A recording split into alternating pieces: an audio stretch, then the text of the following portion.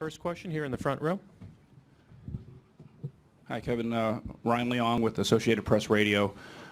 How pivotal is it going to be now? Do you feel that Game 3 coming up is going to be?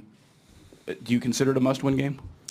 Of course, I feel like every game in the playoffs and especially in the finals are a must-win. But being down 0-2, going back home, we have to take care of business. We have to defend our home court, and we are in the same position that we were,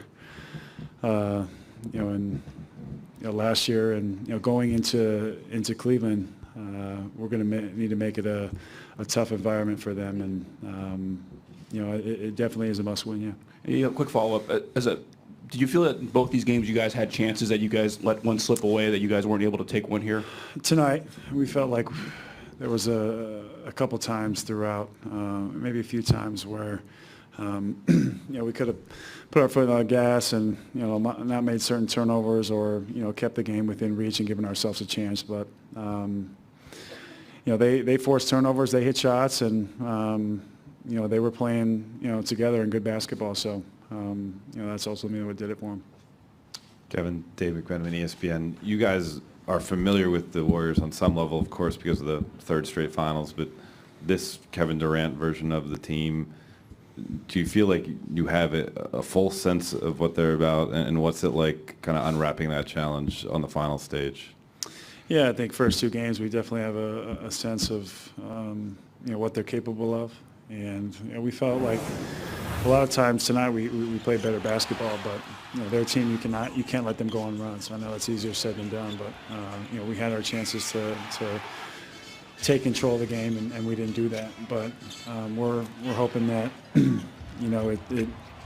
it's going to be a different story when we go home, because at the end of the day, both teams play better at home. So we know we're capable of going back to Cleveland, and we've been in this position before. But we're plain and simple going to have to play better, especially against this team, because both teams have gotten better. Chris, next row back.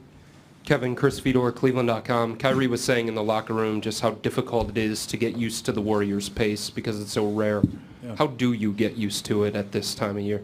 Yeah, I mean, it's tough. You have a number of guys on that team that can shoot the ball at a high level, and Clay didn't shoot the ball well game one, but tonight he was getting open looks, and even at his size, just having that quick trigger, it just keeps guys on your toes. It makes you try to pressure the ball more, especially when you're at a 4 or 5 position and going into pick and rolls, that sort of thing. So, playing up, that allows them to, hit the little pocket pass or throw the over the top pass to their big, and then they're able to make plays. So, number of playmakers on their team, number of guys 1 through 5 that are very capable, and their coaching staff has done a good job of putting those guys in positions.